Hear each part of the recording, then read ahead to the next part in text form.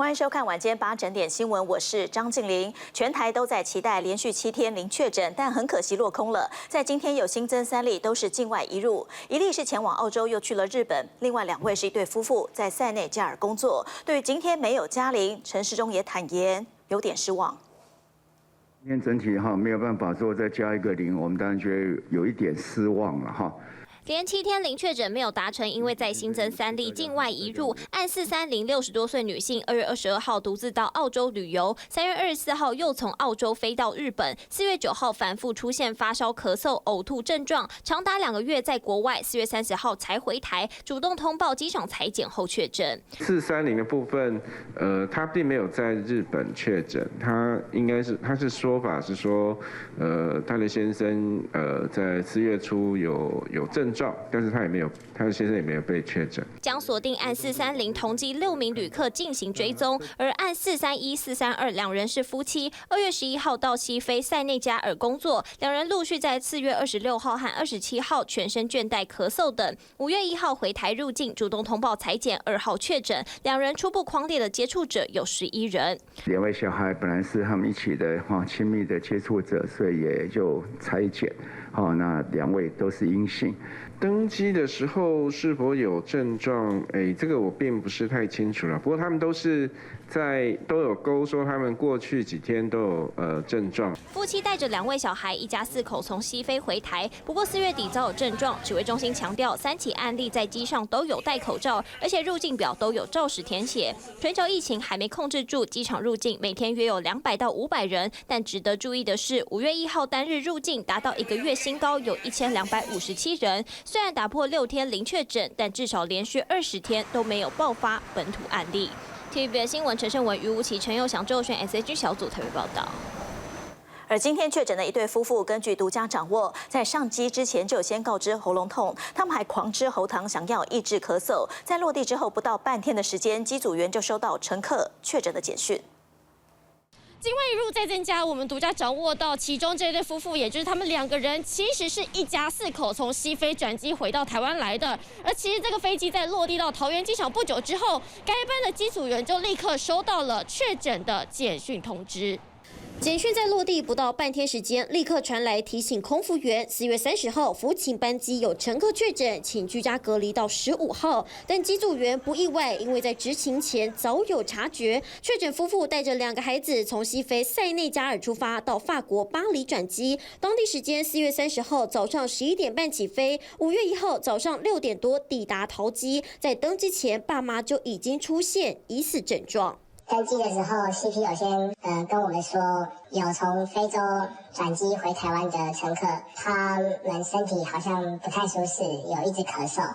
尽管一家人有口头告知不舒服，但空服员仍飞得战战兢兢。私下透露，从非洲转机这一家4口，大人出现喉咙痛症状，商务舱乘客只能先把自己包紧，因为其中有人狂吃喉糖抑制咳嗽，一个发早餐时看起来很虚弱，不想吃东西。机组员在下机时还看到一位女学生侦测体温时被拦下来说话。整趟过程飞得很顺，但机上也尽量不跟乘客太多互动，但长班风险太高，这班机组员甚至还有人已经第2次再到确诊乘客。非常班的人通常都是有那个事前咨询过医院的，所以可能比较容易有重复性的状况吧。对，因为都是固定某一群人在执行这个班，他们的确一直在隔离的状况，心境上当然会很不好吧。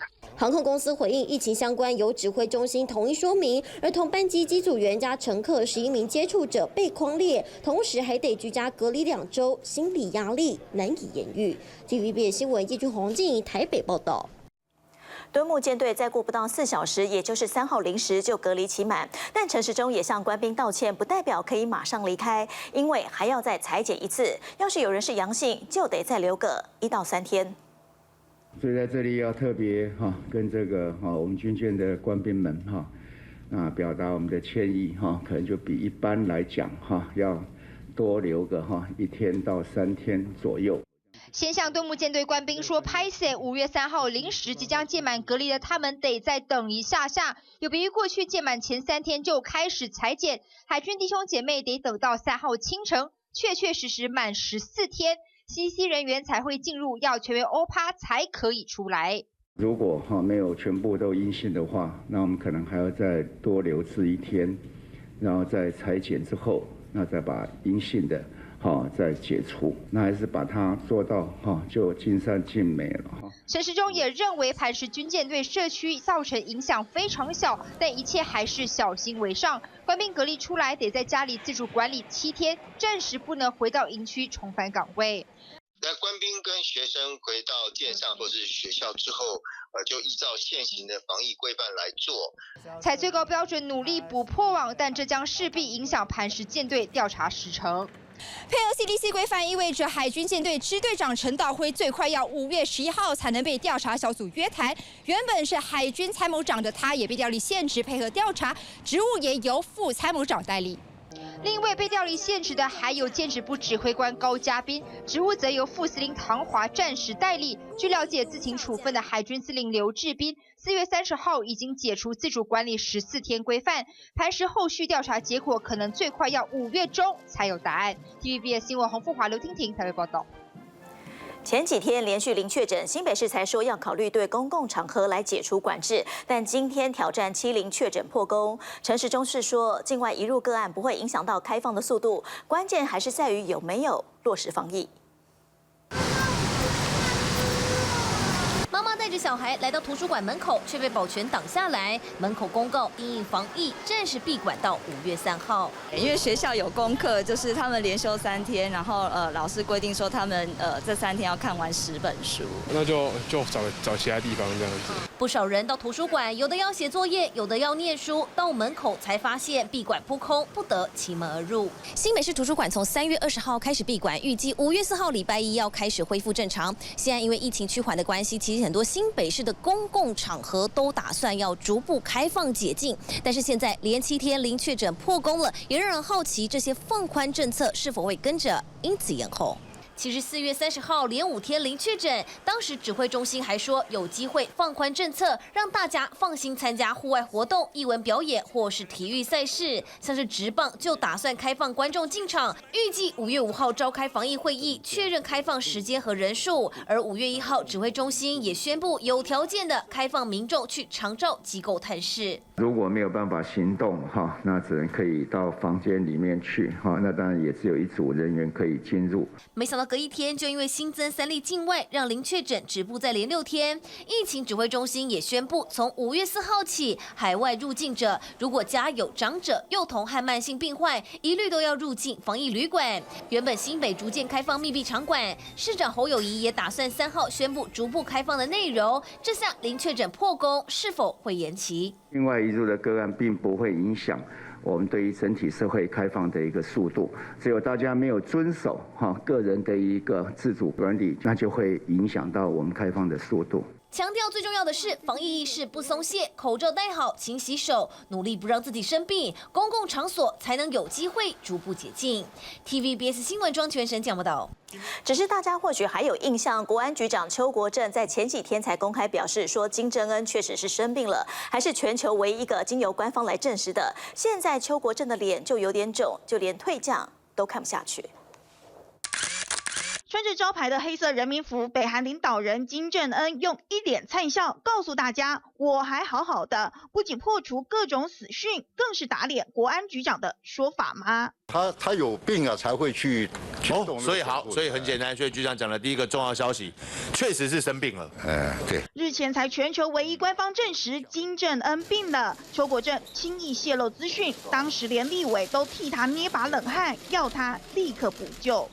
名人标题写台湾的情报首长说金正恩生病了，这个事情很大这不是小事情了。那就变成我生病了。先证实后修正，就算改口也没用。身为情报机关首长邱国正的表现，退将看了猛摇头。他的所有的情资要经过总统整个国安会议的研判之后，能发布不能发布，或者是能运用不能运用，这才会妥善的呈现到台面上来。稍一不慎，或者是在讲话上透露了任何的蛛丝马迹，会可能让整个我们在国际的这个所谓的情资布线都会被瓦解掉。邱国正一句话，可能让情治人员陷入险境，甚至崩解台湾的情报线。更遑论这种攸关国际局势变化的重要资讯，说不说也不是邱国正能决定。朝鲜这个地方是非常封闭的地方，拿到情资不简单，所以一般在做他的问题的时候，都要必须小心慎重。讲这个生病，尤其他真的是有过胖的病，所以他这样讲也没有错了，只是抓一个中间点。我认为是我们的情资真的是得来有限啦，情有可原啦。身为情报头子，局长得懂得拿捏，否则不仅沦为不专业，更可能闹出笑话。TVBS 新闻庄佩文、李平台北报道。去年行政院长苏贞昌透过 LINE 报喜说政府替您赚钱，表示劳动基金在第一季获利2100亿，但是今年却是静悄悄的，原来是大亏4000多亿，最主要是受到疫情的影响。高官苏贞昌视察1988纾困振兴专线，因为这专线被抱怨超难打，劳工无感被纾困。不过很多事情刚开始的时候，难免会有不顺或不熟悉，或作业上还有待改进。我们总是一直改进，希望做到最好。都有很多神秘客。苏贞昌紧盯的还有劳动基金。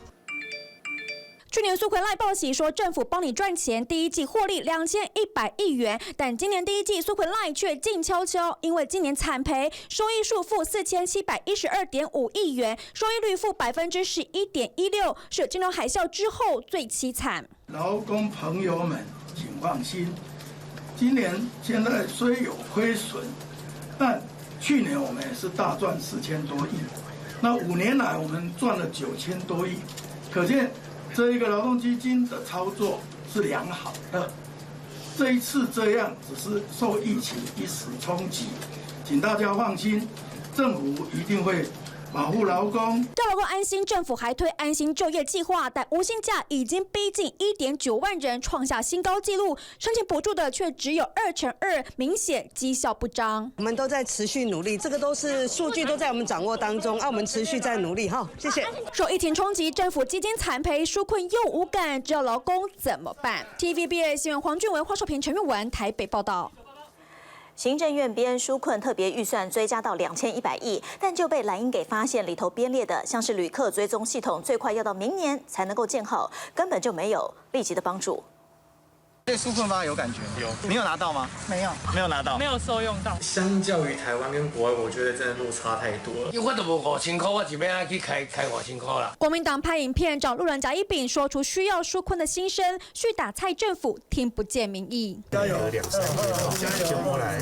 行政院长苏贞昌视察1988纾困专线客服，因为要纾困的人太多，灌爆专线。原先只设30名客服，赶紧扩增到60人，未来将扩线到110线。只是专线预算被发现高达1.8亿元，打趴各部会专线，而且当初为了应急，只找一家厂商投标。国民党立委吴怡丁质疑人事管理费过高，是因为我们整个纾困方案太复杂了，所以我们要多花这1.8亿来解释给民众说如何帮他们纾困。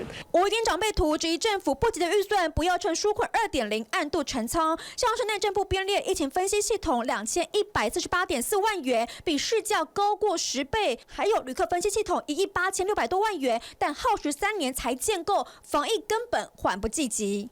大家进来的时候，我们都知道说他从哪一个班机进来的时候，我们都会去跟航空公司调资料，最后带他进来的航空公司其实都会知道说他最开始是从哪里进来的，所以这件事情没有这套系统是可以做得到的。他这个东西需要花2.9亿才可以完成，可是他在预算里面2.0的预算里面只编了1.8亿，就表示说这个预算结束了，他还是没有办法完成他要做的事。我们这边都是依照采购法下去采购比价，预计在最快可以在110年的6月就有初步的成果。纾困2.0 2100多亿元，没有任何细项，已经是张空白授权。国民党立委现在也只能监督，无法阻挡。TVBS 新闻花少平、陈玉文台北报道。连假第2天，新北市象鼻岩的人气回来了，但就有民众抱怨，从中午开始只容许上限100人，为了停车等好久，但进入象鼻岩才发现还蛮空旷的。五一连假第2天，象鼻岩这里出现不少人潮，就连进到路口都需要佩戴口罩，总人数达到100人，也要启动人流管制。